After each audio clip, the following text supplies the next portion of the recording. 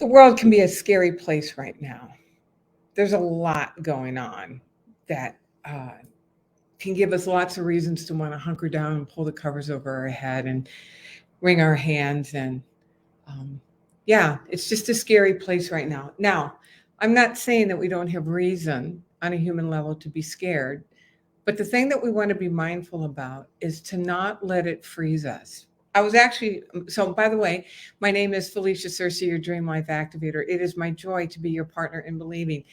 And in this live, I'm going to share with you ways to stay present for your dream and for your full life, the fullness of life, even in the midst of some really dark, challenging things that are going on in our world. Um, we got a war going on right now in our world, a war overseas, a war among one another, and most prominently and importantly, and the thing that I want to address today is that oftentimes a war within ourselves. And how do we come to peace? How do we come to peace within ourselves, and how do we come to peace in our world? And so today I want to walk you through, number one, understanding what's really going on, my understanding, and then give you some steps on how to engage. How to be in today's world, how to be in today's world without it getting you, without it derailing you. Actually had a client. Drop in the comment section where you're watching from, and here's the thing that I know about you. You have a deep desire to make impact. And so if you know that you want to go deeper in making impact, I put together a guide, 7 spiritual secrets to multiplying your impact and abundance. And so, Patrice, if you're on, would you drop that link in the chat? And so grab that and let me support you in making your impact, because now more than ever, our world needs you to make your impact. So I was actually talking to a client who was asking, how do you stay up? The words that she used and the words that we use in my world is, how do you maintain your vibration? How do you keep your mood and your attitude and your calibration up when there's just a really scary thing going on? When the world is literally at war, and is it appropriate to keep moving toward, excuse me, the life that you want? Is it appropriate to live, have a good life in the face of so many suffering? Put in the chat if this is a question that you find yourself asking, is that, oh my God, I feel guilty that I'm living a good life when there's so many people in our world that are suffering right now. Well, here's the thing I want you to help you understand. Excuse me.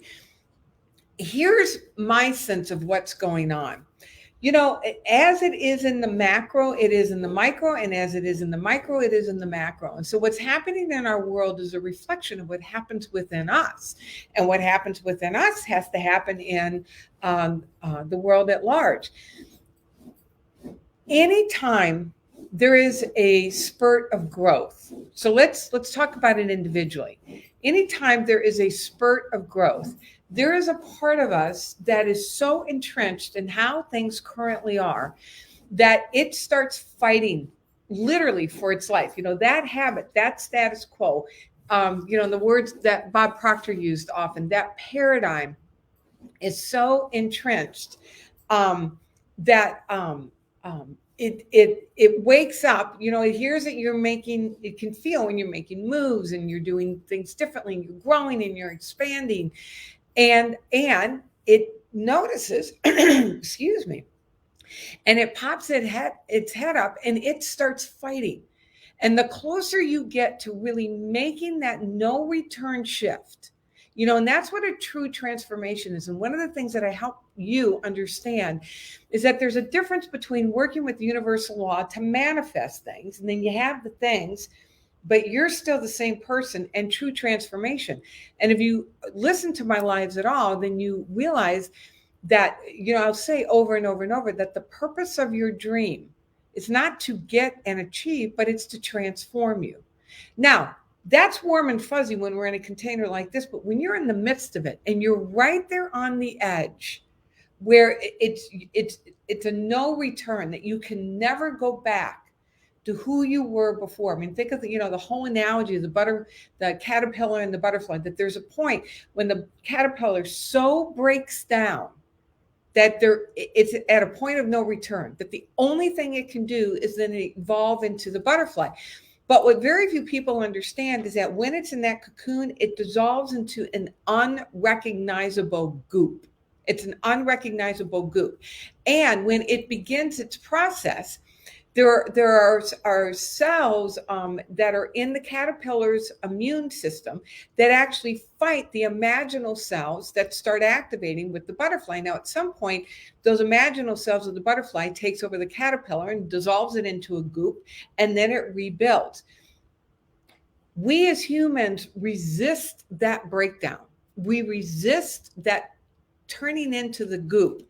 And it's at that point that you put up the fight the hardest, that you fight the hardest, that when things are really beginning to change, there's a part of you that rises up and literally starts fighting for its life. Now, you can recognize those times when that happens. It's one of the reasons why I designed the programs the way I designed them, is to support people in that state of transformation so you can cross the line and allow that new iteration of you to show up, and for you to be able to move into that and go beyond the point. Henry David Thoreau has the line that we cross an invisible boundary. You cross that invisible boundary where there is no return. You can never return back to who you were before. It happens internally. We can see it happening in our own lives when we're fighting. We want it and you fight it. And it happens in our world. And my belief right now, when we look at all of the division, when we look at the war that's going on, over in Ukraine and what's happening with Russia, we look at the war, around where do you stand with COVID, and, the political wars, and, family rights, or how do we define a family, and, all of those things, racial wars, all of those things that are like in our face right now, that can feel like that the world is falling apart. It can feel like that the world is just deteriorating out from underneath us. And guess what? The world as we know it is. The world as we know it is deteriorating out from underneath our feet. And in order for us to move forward, in order for us to grow beyond how we currently know ourselves, and in my mind, to truly be able to grow to a place where we have a world that works for all, then there are elements that must dissolve. And it can be a really scary thing. But when we understand the process, that this is what's clearing a way in order for the new growth to come forward, and realizing that there is a life force, there is a force for growth, for expansion, for evolution, always at work, doesn't mean it's warm and fuzzy, but the energy of growth, of love, of expansion is always at work. And there are things happening in ways that on a human level, it's like, I don't understand this, but we can understand on a spiritual level that there is an orchestration happening in order to bring a new world order. And in my words, a world that truly works for all, a world that works for us individually, a world that works for us collectively. We're able to be in the tension of it. Does not deny the human sorrow. Please hear me. There is terrific human suffering right now. This is not a matter of denying the human sorrow and the human suffering, but it's understanding that we as a species have raised our hand and said, it's now time for us to evolve to our next level of evolution, to evolve to our next level of our more magnificent iteration. And realizing that there's a part that's going to rise up and fight. There's a part that's going to just give it everything it can to keep things status quo. So if this is landing at all, if you're watching it live or the replay, please put some thumbs up in the comment section and let me know that this is speaking to you, that you can see this, that this is resonating with you. Now, so it's important to understand what's going on. Now, let's talk about how we manage ourselves in the midst of this. Because it's easy, even with an understanding, it's easy to get sucked into the events of the world and to allow them to pull us down, so to speak, to allow it to get bigger in us than what we know to be true. So here's how to stand in the world without the world taking you out, because you don't want to put your head in the sand and pretend that none of this is happening. People often say, well, I don't watch the news. I don't even know what's going on in the world because I don't want to lower my vibration. Well, denial is not the answer. If we're truly serious about wanting to make impact, it's really important to stay tuned in, stay aware of what's happening in our world. And here's how to be able to stay in it without being taken out. So, let me look at my notes to make sure I give you every juicy piece of this. All right, so the first one is the obvious one. So if somebody can put these in the chat. First one is the obvious one, which I know you're doing, but I want to help you tweak it a little bit. First one is to pray. We pray for the thing that we would love to experience ourselves. Now, here's how most people pray. Most people pray, oh, dear God, please make this go away. Please make this, please stop the war. That's most people's prayer. Please stop the division. Please stop the attacks. Please stop the pain. Please stop the suffering. Please stop the war. I'm going to encourage you to change the way you pray, because if you notice, when you're praying that way, you can actually feel your energy go down. One of the things I want to help you understand is that our world vibrates. Everything in our world vibrates, and it vibrates at a particular frequency. You are vibrating at a particular frequency. The events of when there's conflict, it's because people are engaging at a particular frequency, and it's a lower frequency. It's a frequency of fear. It's a frequency of anger. It's a frequency of attack. It's a frequency of division. There's a feeling in your body. There's a thought process that goes with it that justifies the feeling and then the subsequent actions. Then there are higher calibrated vibrations, vibration of love, vibration of compassion, vibration of forgiveness, vibrations of presence. And you literally feel your energy expand. When we're in the vibration of fear and attack, you can feel your energy contract, and you do contractive things. When you're in that energy of love and forgiveness, your energy expands, and you then subsequently take actions in an expansive way and expanded actions.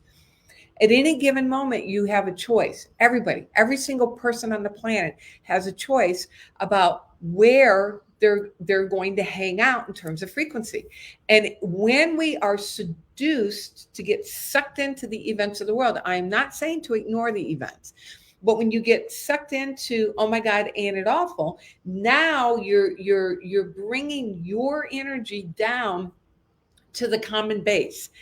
Water sinks its lowest level. And so there's this tendency to want to reduce ourselves, and I include myself in this conversation because I have to do the work to stay in a higher calibrated state as well. That when you're in that reduced level, then all you can see is how awful it is. And here's the thing, what you see is what you contribute. If all you can see is how awful it is, then all you can do is contribute to that awfulness. But when you make a decision to stay in that energy of love and compassion and understanding and peace and abundance, now you have access to high degrees of creativity and generative energy. And what you do is that you hold the energy for people to rise up to that. Think about that. People seek out people that inspire them. And the reason people inspire them is because their energy is up. Their vibration is up. So when we're talking about prayer, you can wring your hands in prayer and hope this goes away. Oh God, please make this go away. Or you can take a stand for what you know is true in the moment, even if the facts and the conditions aren't showing it. And so then your prayer becomes, Open my eyes to see the peace that is here now. Open my heart to be the peace that I am created to be in order to send the signal of peace.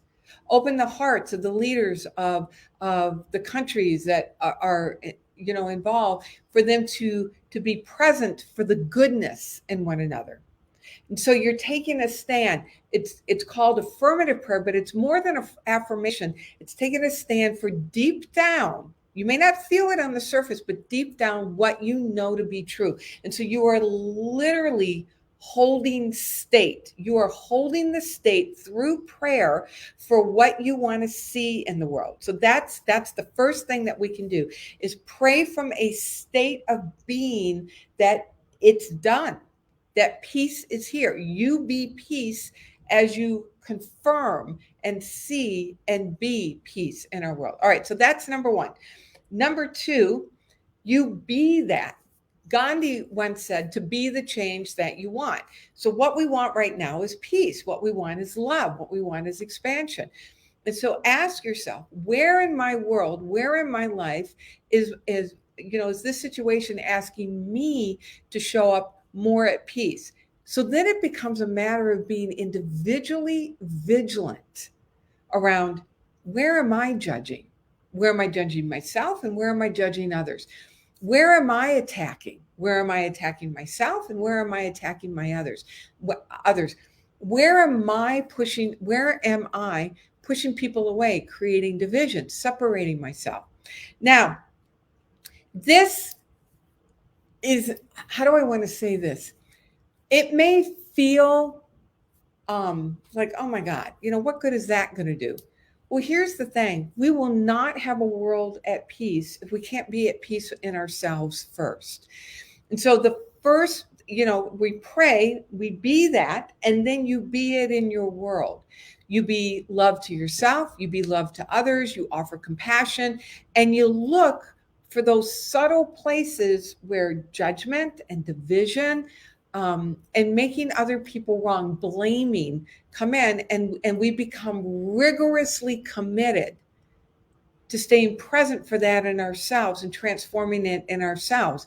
Our world is truly changed with one personal transformation at a time. When you read about Nelson Mandela was a rebel before, he was a revolutionary before he was in prison. And he was in prison because he was making attacks and actually, assassinating people. And during his time in prison, he realized that the transformation had to happen in him. And as a result of that transformation, he was released from a lifetime in prison after, I think, 22 years, and went on to lead his country, South Africa, to the abolishment of apartheid and a country at peace. But he, as a leader, had to come to be at peace with himself first. And we're all leaders, the leaders of our own lives. And so the place to start, prayer, and then to come at peace within ourselves. And then the third thing is to stay committed to this dream that's seeking expression through you. This is not the time to back away from your dream. This is the time to lean into your dream. If you're watching me, if you're attracted to this, then you know that you are here for impact. You are built, you are wired for impact. Your dream is the way that you're making your impact. And as you step in and allow the dream to transform you even more into the person that you are created to be, and that you really show up for the impact that is yours uniquely to make, this then is another layer of how we create peace in our world.